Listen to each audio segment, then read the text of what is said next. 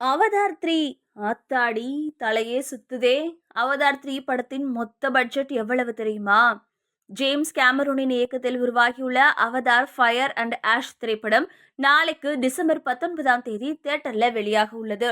கேமரூனின் 3வது படமான இந்த படம் 400 மில்லியனுக்கும் அதிகமான பட்ஜெட்ல உருவாக்கப்பட்டுள்ளது. அதிக பொருட்செலவில் எடுக்கப்பட்ட திரைப்படங்களின் வரிசையில் அவதார் 3 படமும் இணைந்துள்ளது.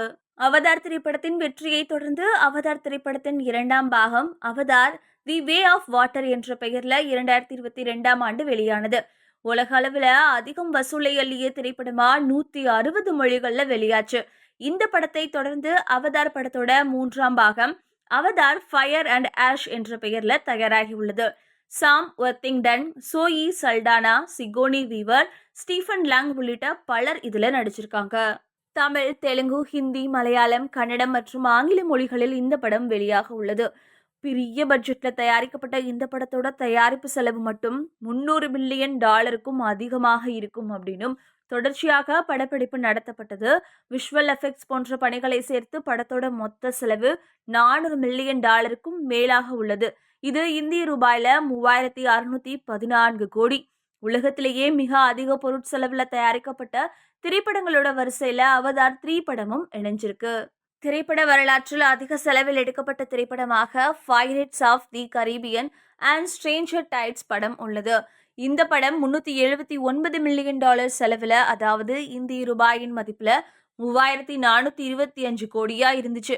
அதே மாதிரி Avengers Endgame $356 million, Star Wars the Rise of Skywalker திரைப்படம் $275 மில்லியன் செலவிலும் தயாரிக்கப்பட்டுச்சு. அவதார் 3 படத்தின் முந்தைய படமான Avatar the way of water படம் சுமார் $350 மில்லியன் பட்ஜெட்ல 2009ஆம் ஆண்டு எடுக்கப்பட்டது. முந்தைய படத்தை விட அவதார் 3 படத்தோட பட்ஜெட் $50 மில்லியன் அதிகரித்துள்ளதால் இந்த படத்தோட வசூல் 2.5 மடங்கு அதிகமாக வசூலிக்க வேண்டும் என ஆய்வில் மதிப்பிடப்பட்டுள்ளது. அவதார் 3 உள்நாட்டில் $100 மில்லியன் முதல் $130 மில்லியன் வரை வசூலிக்கும் அப்படின்னு ஆரம்பகட்ட கணிப்புகள் தெரிவிக்குது.